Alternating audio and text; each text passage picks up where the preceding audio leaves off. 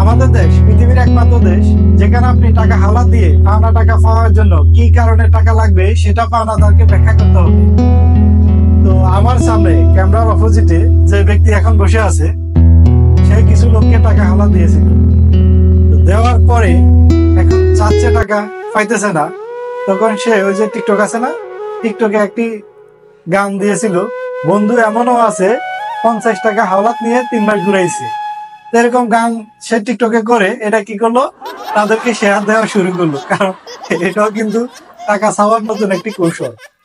এমনি এমনি টাকা চাইলে এখন দেয় না, আবার ওই যে সম্পর্কের কারণে মানে চাইতেও পারে না। ওই যে ব্যক্তি টাকা নিছে সে তো ভুলেই গেছে আসলে দেবে কি না দেবে, এটা তার মাথায় নেই।